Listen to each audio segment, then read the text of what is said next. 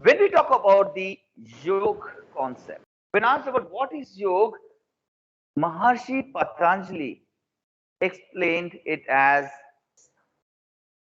yoga chitta vritti nirodha, a process of controlling the chit, controlling the chit, the mind.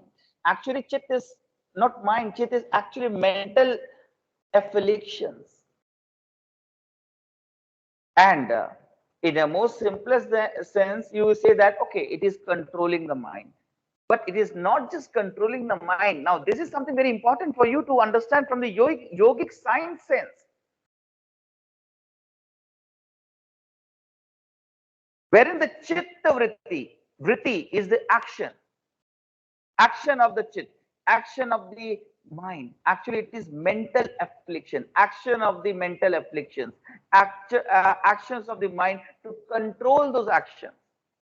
Vritti are the actions, so that you can have the balance, you can have a full control on various aspects. Now, what is this chit? Now, this is very important to understand. In short, in very short, you can say chit is mind, and it is about controlling the actions of the mind. It's okay, fine. But if, as a yogic science student, if you try to understand in depth the concept of chit, the concept of chit, which is mental afflictions. When Maharshi Patanjali talks about controlling the chit, or the controlling the vritti, chitta vritti, controlling the actions of the mental afflictions, five mental afflictions are very, very essential for you to understand. And this gives you a more clearer picture about the concept of yoga. The concept of yoga, which we began by saying that it derived from the Sanskrit word yuj, which means to join, which means the union, which means oneness. Yoga, we discussed that it's creating the balance between the individual's consciousness with the universal consciousness. Yoga, we talked about a means to create a balance between the body, mind, and the emotion. In this whole process of creating the union, creating the oneness, or to join, or to create a balance between the body, mind, and the emotion with the individual consciousness and the universal consciousness, these five mental affections are important. Yoga is a process of controlling the actions of the chit. Yoga is a process of the controlling the actions of the mental afflictions. But what are these five mental afflictions? It's very interesting. It's really very interesting to understand these five mental afflictions from the yoga point of view, according to Maharshi Patanjali. Now, just think about it. How do you control? How do you control your, or what, what are you supposed to control? Which vrittis are you going to control? Which chitta vrittis are you going to control? There are five chittas, five mental afflictions which you're going to control, which you need to control, which you need to regulate.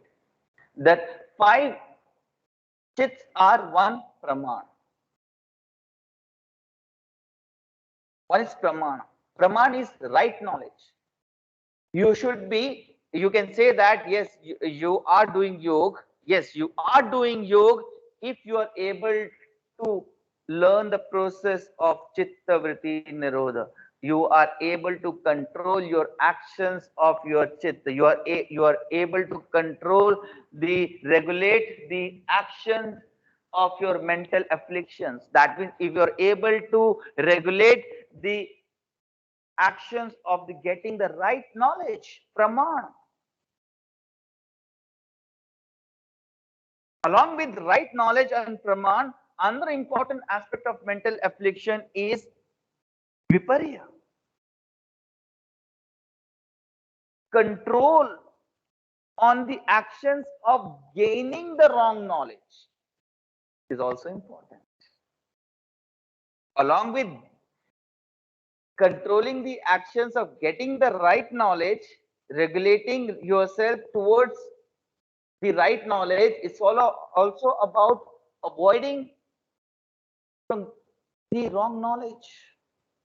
Then the third important mental affection, the third important aspect of chit is vikalp, imagination. Controlling, regulating the actions of your imaginations. Vikalp, which is called as vikalp, imagination. And then having the control on your nidra, which means sleep. Along with that, the last one, fifth, regulating the actions, regulating the vrittis, the actions of your fifth chit, that is smriti, is memory. How are you able to regulate your memory process?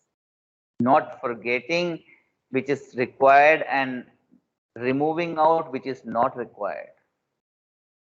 Now, if you just put all these five into the five mental afflictions or five aspects of chit, that is praman, viparya, vikalp, nidra, and smriti, it's very interesting. Yoga, we have discussed, is an art. Yoga is a way of life.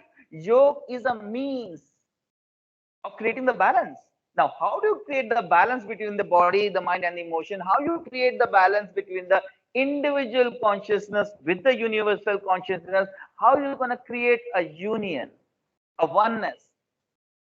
It's about by regulating, by creating modifications, having discipline on your actions of the chit, that is actions on the mental afflictions, by regulating the actions of on praman, viparya, vikalp, nidra, and smriti.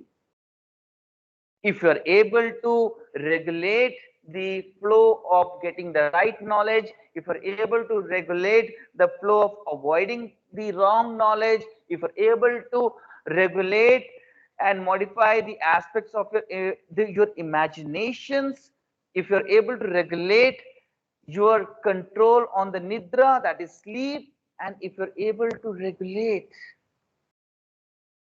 on a system of smriti, that is memory, you are onto the process of yoga.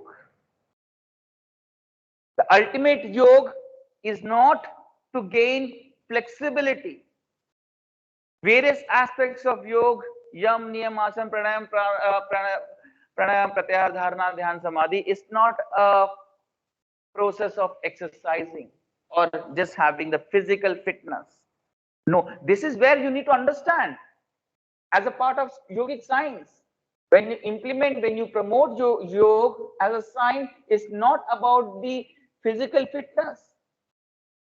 It is towards more of towards the wellness, which is a larger umbrella, in which yes, fitness, physical fitness, and all are the one of these small aspects. It's about the wellness, and wellness is a larger umbrella because wellness is about how you feel. Fitness, physical fitness, mental fitness, social fitness is all about how you are. What is your status? But wellness is a larger umbrella which talks about whatever is the status, how you feel about yourself. Whether it's physical wellness, whether it's mental wellness, whether it's social wellness, or whether it's emotional wellness. How do you feel yourself?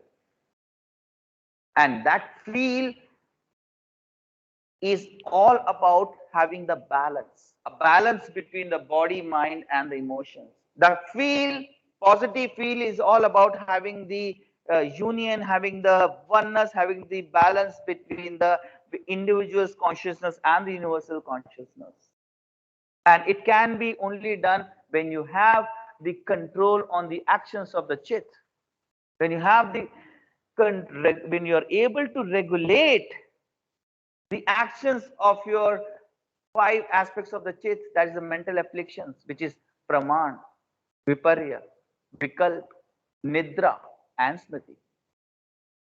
You're not able to regulate your chit towards getting the right knowledge. It's not yoga. You're not able to regulate your chit towards avoiding from the wrong knowledge. Viparya is not yoga. You're not able to regulate your imaginations or the vikal. It's not yoga.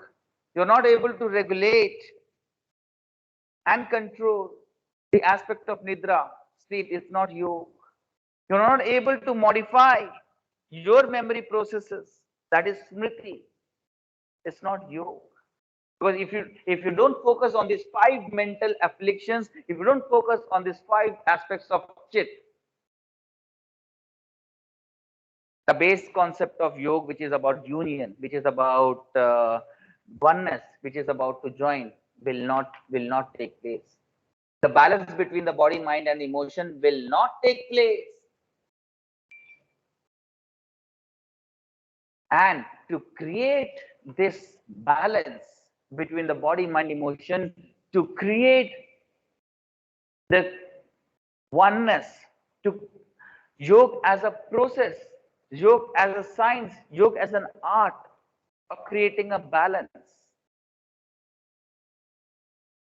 There is, according to Ashtanga Yoga, as described by Maharshi Patanjali, there are 8 limbs of yoga which need to be followed.